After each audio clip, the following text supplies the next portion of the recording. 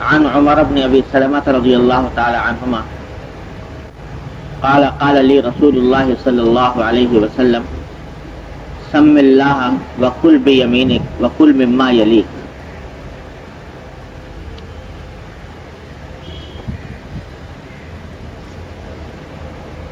جیسا کہ پہلے کئی مرتبہ آپ حضرات سے عرض کر چکا ہوں کہ دین کے جو احکام ہم پر عائد کیے گئے ہیں وہ 5 قسموں پر مشتمل ہیں: عقائد، عبادات، معاملات، معاشرت، اخلاق. دین ان 5 شعبوں سے مکمل ہوتا ہے. ان میں سے کسی ایک کو بھی نکال دیں تو دین مکمل نہیں.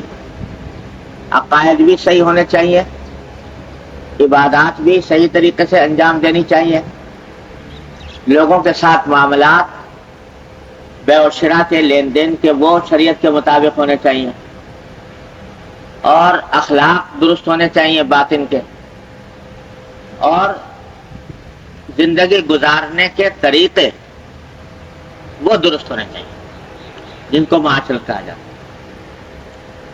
تو پچھلے کچھ عرصے سے بیان چل رہا تھا اخلاق کا، اور الحمدللہ بقدر ضرورت اس کا بیان ہو گیا. اس میں سے جو اہم باتیں تھیں، اگرچہ اور بھی بہت سی باتیں ہیں، لیکن جو ضرورت کے مطابق جو اہم تھیں ان کا بیان فی الجملہ ہو چکا. آگے یہ باب امام ترمذی رحمۃ اللہ، امام نووی رحمۃ اللہ علیہ نے قائم فرمایا ہے، جس میں ایک دوسرا دین کا اہم شعبہ شروع ہو رہا ہے، اور وہ ہے معاشرت. یعنی باہم زندگی گزارنے کے طریقے، کھانا آدمی کس طرح کھائے، پانی کس طرح پیے، گھر میں کس طرح رہے، دوسروں کے ساتھ زندگی کس طرح گزارے، یہ باتیں معاشرت سے تعلق رکھتی ہیں، اور یہ بھی دین کا ایک اہم حصہ ہے. ہمارے حکیم الامت حضرت مولانا تھانوی قدس اللہ سرہ فرمایا کرتے تھے کہ معاشرت کو تو لوگوں نے بالکل دین سے خارج ہی کر لیا، اور اس میں دین کے کسی عمل دخل کو قبول نہیں کرتے. اچھے خاصے نمازی ہیں، روزہ دار ہیں، تہجد گزار ہیں، ذکر تسبیح کرنے کے پابند ہیں، لیکن معاشرت خراب ہے، دین کے مطابق نہیں. نتیجہ یہ کہ دین ناقص. تو اس واسطے معاشرت کے بارے میں جو احکام اور جو تعلیمات اللہ کے رسول صلی اللہ علیہ وسلم نے عطا فرمائی ہیں، ان کو جاننا، ان کی اہمیت پہچاننا اور ان پر عمل کرنا بھی ضروری ہے.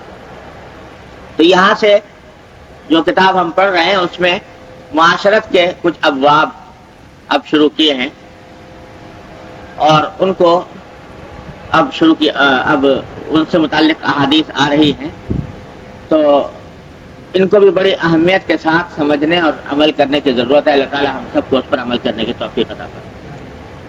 تو پہلا معاشرت کا پہلا باب جہاں سے شروع کیا ہے علامہ نووی رحمۃ اللہ علیہ نے، وہ ہیں کھانے پینے کے آداب. کتاب ادب الطعام، کھانے پینے کے آداب. اور حضور اقدس سرور دو عالم صلی اللہ علیہ وسلم نے زندگی کے ہر شعبے میں ہمیں تعلیمات عطا فرمائی، تو کھانے پینے کے باب میں بھی بڑی اہم تعلیمات حضرت صلی اللہ علیہ وسلم نے عطا فرمائی ہیں، جن کا ذکر یہاں پر آ رہا ہے.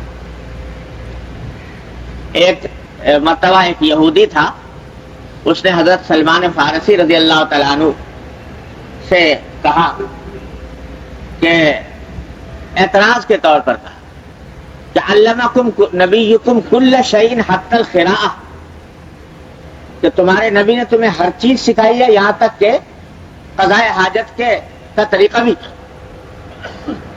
تو اس نے اعتراض کے طور پر کہا کہ بھلا یہ بھی کوئی بات ہے کہ قضاء حاجت کس طرح کی جائے؟ یہ تو کوئی ایسی اہم بات نہیں تھی کہ کوئی نبی اور پیغمبر جیسا جلیل القدر عظیم الشان انسان اس کے بارے میں کچھ بات کہے. اعتراض کے طور پر کہا. حضرت سلمان فارسی رضی اللہ تعالیٰ نے جواب میں فرمایا کہ اجل، تم جس چیز کو اعتراض کی وجہ کہہ رہے ہو وہ ہمارے لیے فخر کا باعث ہے کہ ہمارے نبی صلی اللہ علیہ وسلم نے ہمیں ہر چیز سکھائی ہے، یہاں تک کہ قضاء حاجت کے آداب بھی سکھائے۔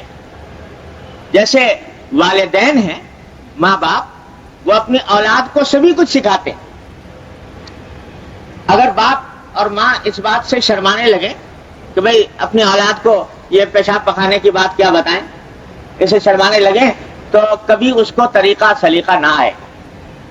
تو نبی کریم سرور دو عالم صلی اللہ علیہ وسلم ہم پر اور آپ پر ماں باپ سے کہیں زیادہ شفیق اور مہربان، اس واسطے ہر چیز سکھائی، ان میں سے کھانے کا طریقہ بھی سکھایا اور ایسے ایسے آداب بتائے جن کے ذریعے ہم اس کھانے کو عبادت بنا لیں، یہ عمل باعث اجر و ثواب بن جائے۔ تو پہلے کچھ حدیثیں اس سلسلے میں پڑھتا ہوں ترجمے کے ساتھ، پھر اس کے بعد اس کی کچھ تشریح عرض کروں گا انشاءاللہ۔ یہ پہلی حدیث حضرت عمر ابن ابی سلمہ رضی اللہ تعالیٰ عنہ کی ہے۔ وہ فرماتے ہیں کہ قال لی رسول اللہ صلی اللہ علیہ وسلم، مجھ سے رسول اللہ صلی اللہ علیہ وسلم نے ارشاد فرمایا، سم اللہ، کہ کھانے کے وقت اللہ کا نام لو، بسم اللہ پڑھ کر کھانا شروع کرو، وَكُلْ بِيَمِينِكَ، اور اپنے دائیں ہاتھ سے کھاؤ، وَكُلْ مِمَّا يَلِيكَ، اور برتن کے اس حصے سے کھاؤ جو تم سے قریب ہے، قریب تر ہے۔ تین آداب بتائے، اللہ کا ذکر کرو، بسم اللہ پڑھو، بسم اللہ پڑھ کر کھاؤ، اور داہنے ہاتھ سے کھاؤ، اور اپنے سے جو متصل حصہ ہے برتن کا اس سے کھاؤ، تمہارے سامنے جو برتن کا حصہ ہے وہاں سے کھاؤ، آگے سے مت لو۔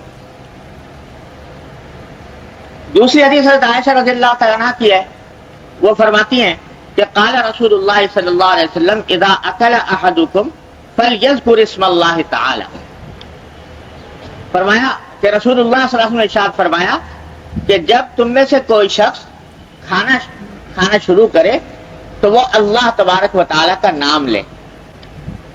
فَإِن نَسِيَ أَن يَذْكُرَ اسْمَ اللَّهِ تَعَالَى فِي أَوَّلِهِ فَلْيَقُلْ بِسْمِ اللَّهِ أَوَّلَهُ وَآخِرَهُ، اگر شروع میں بسم اللہ پڑھنا بھول گیا، اللہ کا نام لینا ذکر کرنا بھول گیا، تو اس کو چاہیے کہ جس وقت بھی یاد آ جائے کھانے کے دوران اس وقت میں کہہ دے کہ بسم اللہ اولہ و آخرہ، کہ اللہ کا نام کے ساتھ میں شروع کرتا ہوں، اول میں بھی اللہ کا نام اور آخر میں بھی اللہ کا نام۔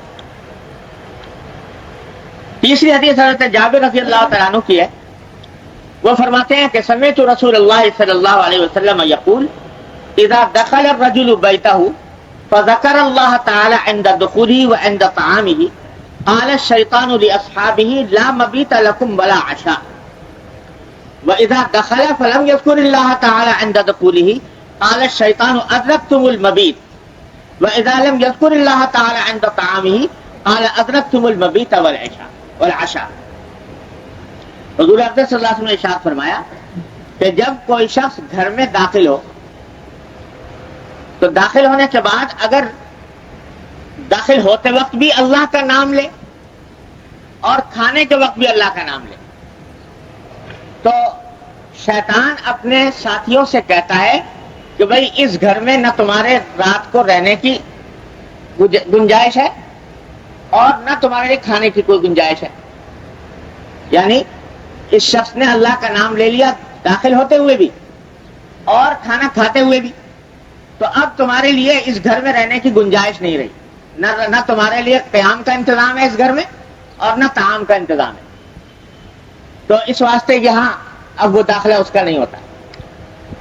اور اگر کوئی شخص داخل ہوتے وقت تو اس نے داخل ہوتے وقت گھر میں اللہ کا نام لے لیا، تو اس وقت شیطان کہتا ہے کہ بھئی داخل ہوتے وقت نام نہیں لیا اللہ تبارک و تعالیٰ کا اور بغیر اللہ کا نام لیے ہوئے گھر میں داخل ہو گیا، تو شیطان اپنے ساتھیوں سے کہتا ہے کہ لو بھائی تمہارے قیام کا انتظام ہو گیا، ادرکتم المبیت، تمہارے قیام کا انتظام ہو گیا، یہ گھر جو ہے یہ ایسا ہے کہ یہاں پر تم رات گزار سکتے ہو کیونکہ یہاں اللہ کا نام نہیں لیا گیا.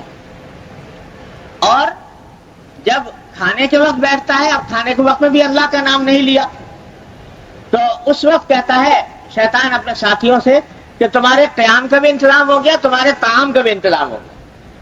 یعنی یہ کھانا جو ہے، جو یہ کھا رہا ہے، یہ چونکہ اللہ کا نام لیے بغیر کھا رہا ہے، لہذا یہ تمہارا ہے اور یہ تمہاری مراد حاصل ہو گئی. نہ تمہارے لیے قیام کا بھی انتظام ہو گیا اور طعام کا بھی انتظام. تو ارشاد یہ فرمایا کہ اللہ کا نام نہ لینے سے شیطان کا عمل دخل گھر کے اندر ہو جاتا ہے.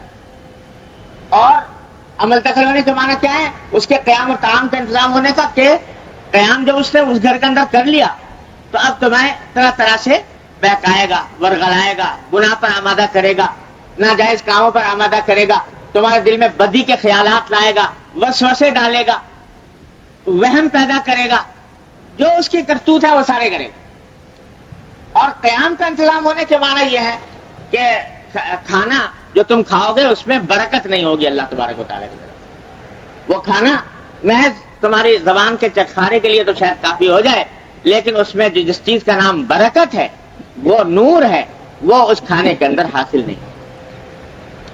اور تو اس حدیث میں دو باتوں کی گویا تاکید فرمائی. ایک یہ کہ جب آدمی گھر میں داخل ہو تو اس وقت بھی اللہ کا نام لے، بسم اللہ کہہ کر داخل ہو. اور بہتر یہ ہے کہ وہ دعائے معصورہ پڑھے جو گھر میں داخل ہونے کی حضور افضل صلی اللہ علیہ وسلم سے منقول ہے. اللہم انی اسألوک خیر المولج و خیر المخرج، بسم اللہ ولجنا و بسمہ خرجنا وعلی اللہ ربنا توکلنا. حضور افضل صلی اللہ علیہ وسلم کا معمول تھا کہ جب گھر میں داخل ہوتے تو یہ دعا پڑھا کرتے تھے، اللہم انی اسألوک خیر المولج و خیر المخرج. اے اللہ میں آپ سے بہترین داخلہ مانگتا ہوں کہ میرا داخلہ خیر کے ساتھ ہو، اور جب نکلوں گھر سے تو بھی خیر کے ساتھ نکلوں، داخل بھی خیر کے ساتھ ہوں اور نکلوں بھی خیر کے ساتھ. دیکھو کتنی شاندار دعا ہے. کیا مانا کہ آدمی جب گھر میں داخل ہوتا ہے تو کچھ پتہ نہیں پیچھے گھر میں کیا ہو گیا. تو ہو سکتا ہے کہ گھر میں داخل ہونے کے بعد کوئی ایسی خبر ملے جو تکلیف کی ہو، جو رنج کی ہو، صدمے کی ہو، پریشانی کی ہو، دینی ہو یا دنیاوی ہو. تو داخل ہوتے وقت دعا کر لی کہ اللہ جب اپنے گھر میں داخل ہوں تو داخل ہوتے وقت اچھی حالت میں پاؤں اپنے گھر کو، گھر والوں. اللہم انی اسألوک خیر المولج.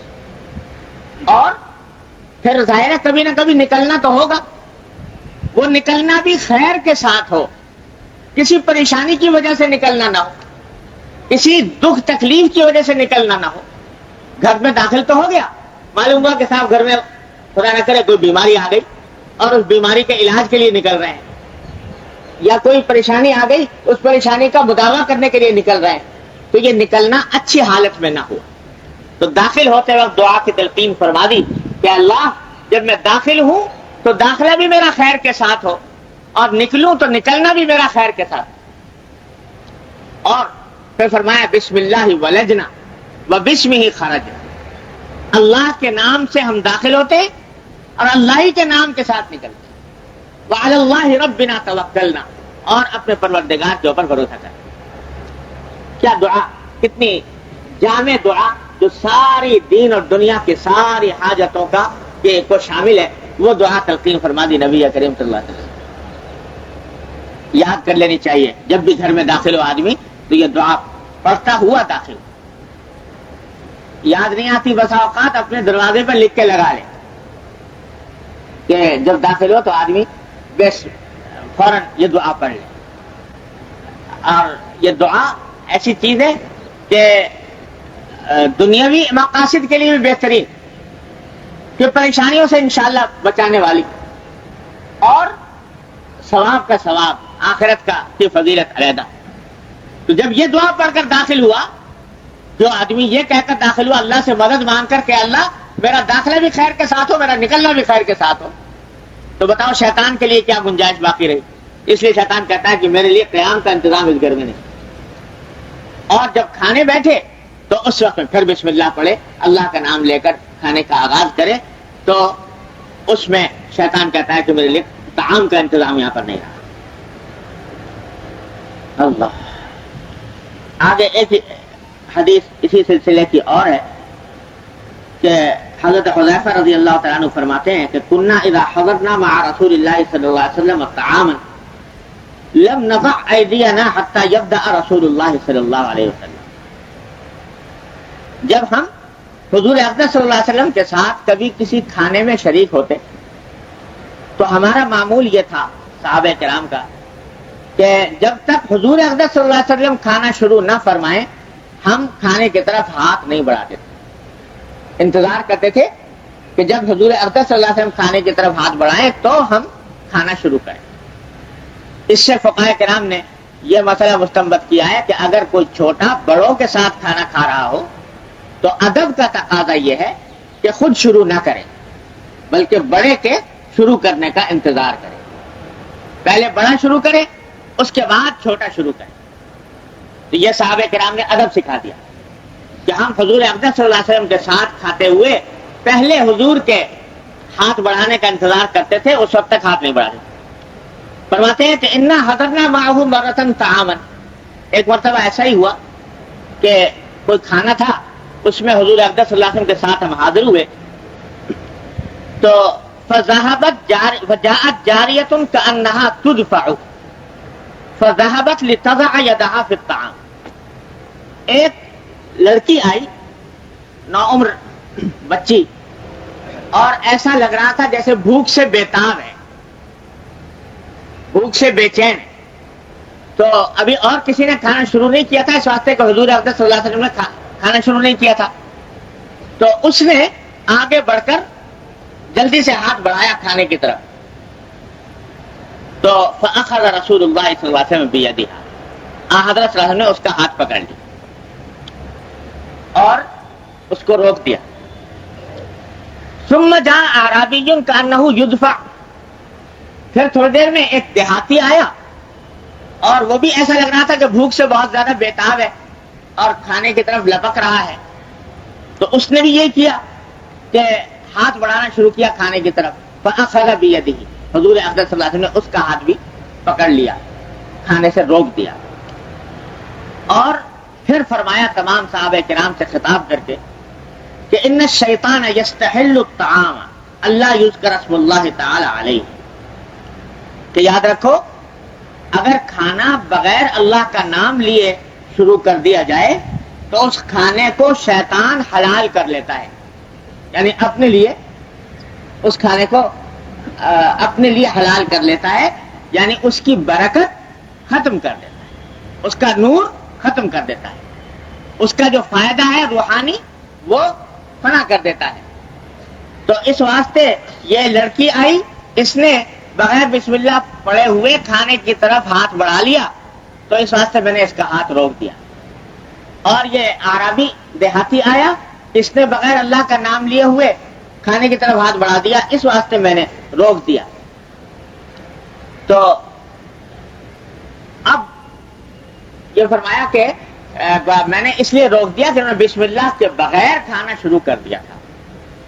تو اشارہ اس بات کی طرف فرما دیا کہ ایک مربی کا, بڑے کا کام یہ ہے کہ اگر چھوٹا اس کی موجودگی میں اللہ کا نام لیے بغیر کھانا شروع کر رہا ہے تو اس کو متنبہ کرے اور متنبہ کر کے ہاتھ بھی پکڑ لے, روک لے اور کہے کہ میں بسم اللہ کہو پھر کھانا کھاؤ.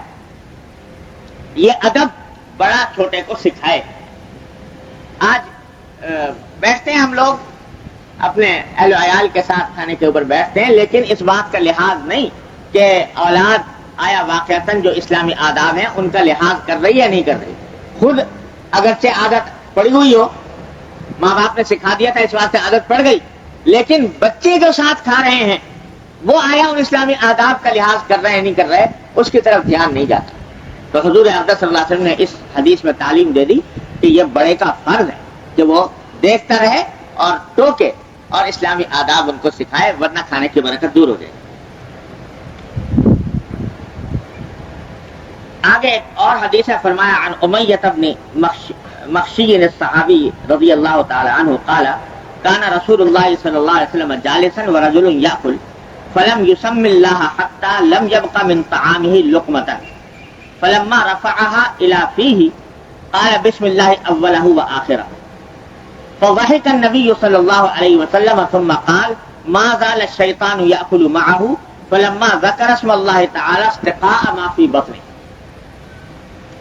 حضرت امیہ ابن مخشی ایک صحابی ہیں، وہ فرماتے ہیں کہ ایک مرتبہ رسول کریم صلی اللہ علیہ وسلم بیٹھے ہوئے تھے اور ایک شخص کھانا کھا رہا تھا.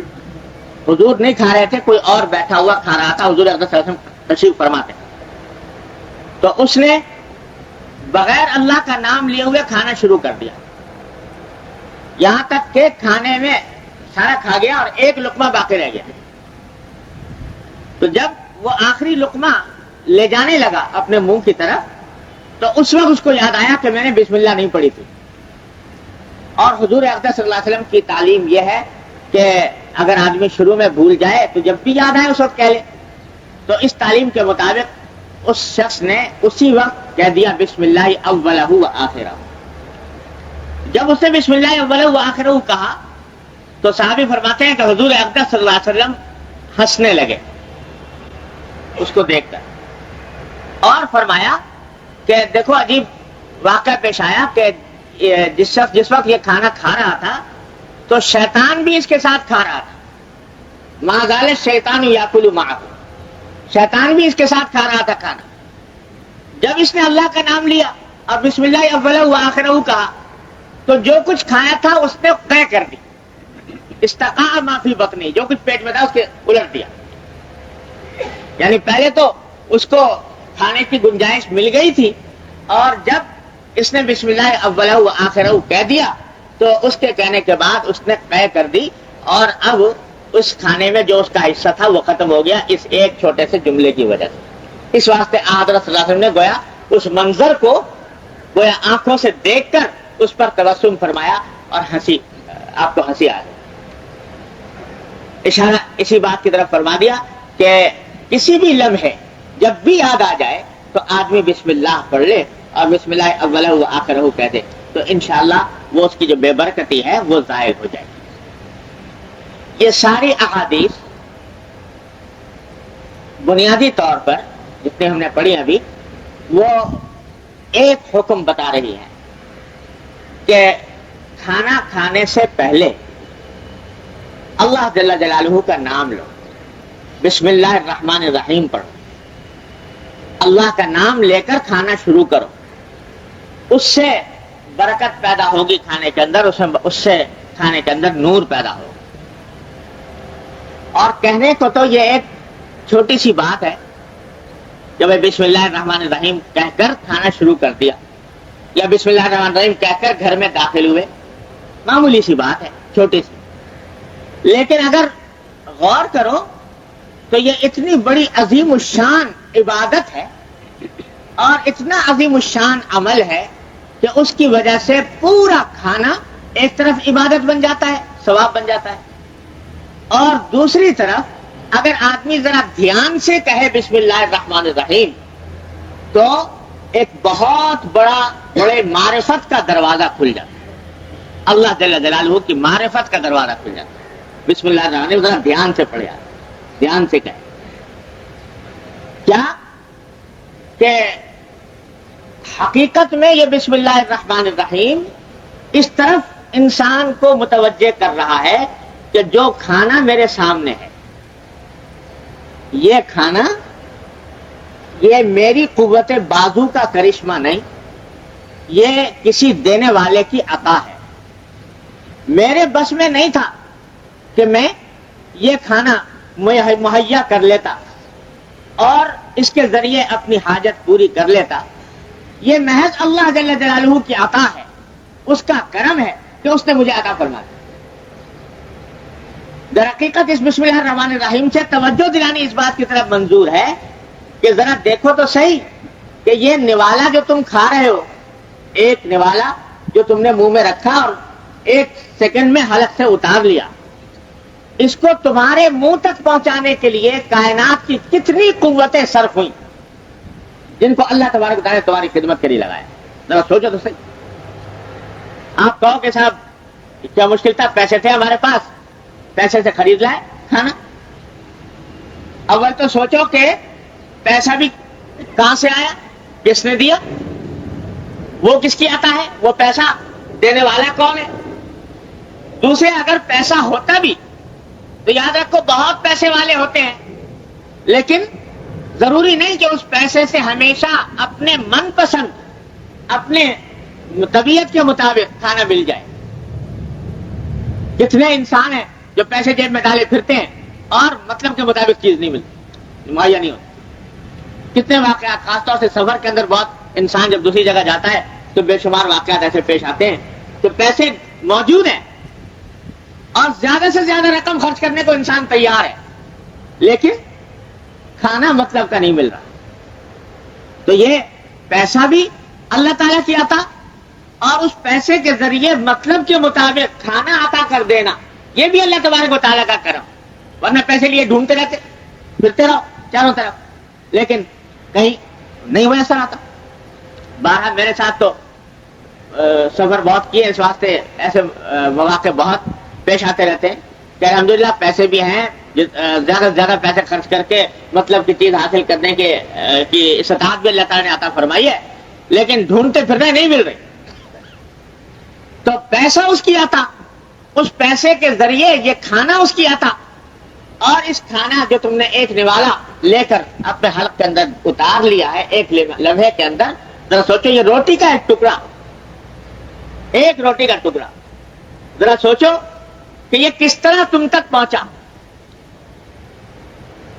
کہاں کسی کاشتکار نے زمین کے اندر بیج بویا گندم کا, اور اس سے پہلے زمین کو ہموار کرنے کے لیے کتنی مدت تک ہل چلایا, اس کے اندر زمین میں بیج ڈالا, اس کو پانی دیا, پانی دینے کے بعد اس کے اوپر ہوائیں چلی, اس کے اوپر سورج نے اپنی روشنی کرنیں ڈالی, اور پھر اللہ تبارک و تعالیٰ نے بادل بھیجے, بارشیں برسائیں, کوپل نمودار ہوئی. یہ کوپل چھوٹی سی, جو کسی بھی پودے کی جو کوپل ہوتی ہے بیج سے نکلتی ہے, اس کو دیکھو تو اتنی کمزور, قرآن کریم کے اندر نے ایک جگہ پر اس کی طرف اشارہ فرمایا کہ اتنی کمزور ہے کہ اگر ایک معمولی سا بچہ بھی اپنی انگلی لگا دے, انگلی سے اس کو دبا دے تو مسلی جائے, اتنی کمزور. لیکن زمین جیسی سخت چیز کا پیٹ پھاڑ کر نمودار ہو رہی ہے, زمین کے اندر شگاف کر کے نمودار ہو رہی ہے. اس کوپل کو ذرا دیکھو تو کسی بھی سخت چیز کے ساتھ ملا کر دیکھو کہ اس کے پار جا سکتی ہے, اس کے اندر ایسی طاقت ہے کہ اس کو چھید کر دیں اس میں, لیکن زمین جیسی سخت چیز کے اندر چھید کر کے نکل رہی ہے. اللہ تبارک و تعالیٰ کی قدرت کاملہ کا کرشمہ. وہ کوپل, پھر کوپل سے پودا بنا, پودے سے درخت بنا, اور اس کے اوپر خوشے نمودار ہوئے, اس کے اوپر پھل آیا.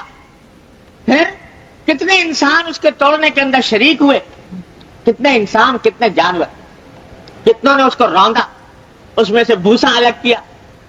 پھر کہاں کس کس شہر کے اندر پہنچا, وہاں سے جا کر ایک شہر سے دوسرے شہر, دوسرے شہر سے تیسرے شہر پہنچا, اور کتنے انسان اس کو بیچنے کے لیے بیٹھے, کون اس کو خرید کر لایا, کس سے تم تک پہنچا, کس نے اس کو آٹا بنایا اور کس نے اس کو گوندا, اور گوند کر تمہیں روٹی کا نوالا تمہارا ایک حلق کے اندر پہنچا, ایک اہمیت تم نے حلق سے اتار دی.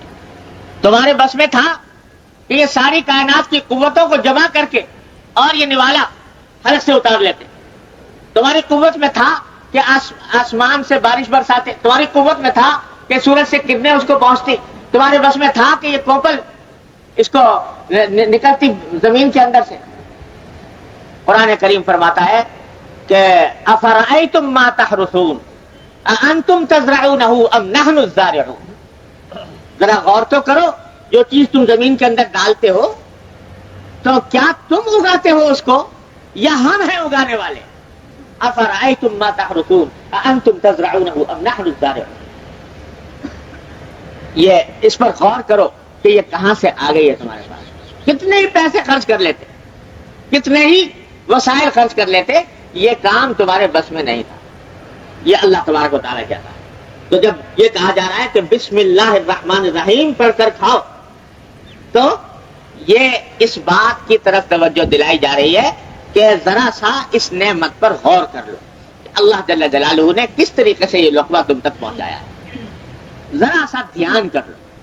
اس دھیان کے ساتھ جب کھاؤ گے اور اس استحضار کے ساتھ کھاؤ گے کہ اللہ تبارک و تعالیٰ کی عطا ہے، اس کا فضل ہے، اس کا کرم ہے، تو وہ سارا کھانا اللہ تبارک و تعالیٰ تمہارے لیے عبادت بنا دے گا۔ ہمارے حضرت ڈاکٹر صاحب صلی اللہ علیہ وسلم، اللہ تعالیٰ ان کے درجات بلند فرمائے، وہ فرمایا کرتے تھے کہ بھائی دین جو ہے در حقیقت، بڑی پیاری بات فرما دیتے تھے، دین در حقیقت زاویہ نظر کی تبدیلی کا نام،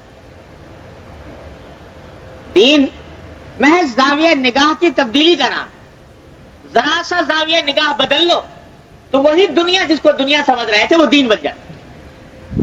یہی کھانا بغیر بسم اللہ کے کھا لو، بغیر اللہ کا ذکر کیے ہوئے کھا لو، بغیر اللہ تبارک و تعالیٰ کی نعمت کا استحضار کیے ہوئے کھا لو، تو تم میں اور کافر میں کوئی فرق نہیں، اس کھانے کی حد تک کافر بھی کھا رہا ہے اور تم بھی کھا رہے ہو، لیکن کوئی فرق نہیں۔